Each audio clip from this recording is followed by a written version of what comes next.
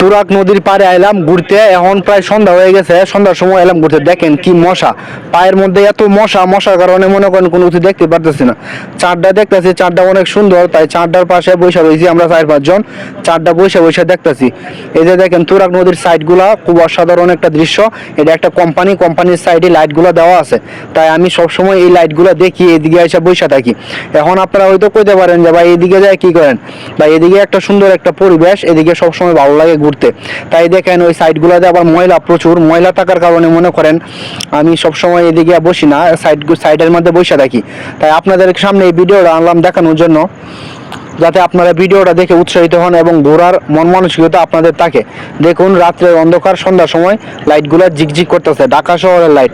এই যে দেখেন আরেকজন প্রেম করতেছে মোবাইলে, আমিও আসছিলাম বইয়া থেকে, আমিও কইছিলাম যে আমিও একটা প্রেম করাম, কিন্তু প্রেম করার মানুষ নাই। দেখুন চাঁদটা কত সুন্দর, চাঁদটা দেখে মনের মানুষের কথা মনে হয়ে গেল, কিন্তু মনের মানুষ পাওয়ার তো কোনো আমার নাই, মনের মানুষ নাই দেখে আমি একলা একলা এদিকে বসে থাকি, একলা একলা বসে দেখে চাঁদটা দেখি। চাঁদটা খুব সুন্দর লাগে, তাই আপনারাও এরকম ভাবে একলা একলা বসে থাকবেন, একলা একলা বসে দেখে চাঁদটা দেখবেন। চাঁদটা দেখে আপনার মনের মধ্যে তৃপ্তি আনবেন। কত সুন্দর চাঁদ, ঝিকঝিক করতেছে, আল্লাহ তাআলার অশেষ রহমতে শুকরিয়া আদায় করতে হবে, আলহামদুলিল্লাহ।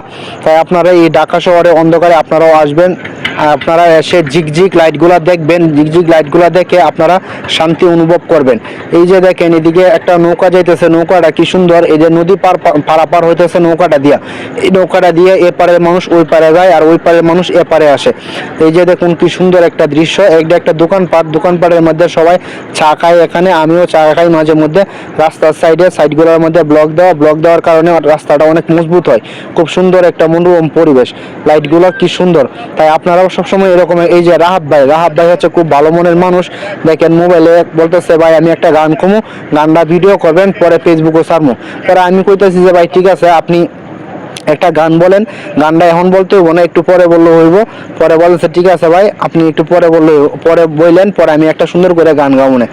এই যে দেখেন এটা কিন্তু লাইটের আলো, চিকচিক করতেছে লাইটের আলো রাতের অন্ধকারে। এরকম জায়গায় যদি ঘুরতে আসেন আপনাদের মন এমনিতেই ভালো হয়ে যাবে। তাই আপনারা সবসময় চেষ্টা করবেন এরকম জায়গায় ঘোরার জন্য, এরকম জায়গায় আসার জন্য। আপনারা যত ঘুরবেন ততই ভালো লাগবে। পরে রাহাত ভাই গান গাইতে চাইছিল, আমি কইছি ভাই এখন না, এখন গান গাওয়া যাইব না, এখন আমি একটা ভিডিও বানাইতেছি, ভিডিও বানানোর পরে আপনি একটা গান গাইবেন। কিন্তু দুঃখের বিষয় হয়েছে এনে খুব মশার কারণে অনেকে বৈশা থাকতে পারে না, আমরা কিন্তু বৈশা থাকি, এখানে বৈশা থাকলে অনেক ভালো লাগে। তাই আপনারাও সবসময় এইরকম জায়গা দেখে বৈশা থাকবেন, বৈশা দেখে মনের মানুষের কথা চিন্তা করবেন। মনের মানুষের মতো চিন্তা করলে পরে আর অন্য কিছু লাগে না।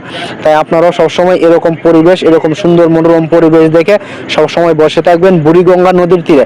আমরা বুড়িগঙ্গা, তুরাগ, যে কোনো জায়গায়, দলাই নদী, যে কোনো জায়গায় নদী হোক না কেন আমরা যাই, সেখানে গিয়ে আমরা বসে থাকি, আমরা রিল্যাক্স করি। তাই আপনারাও এরকম জায়গায়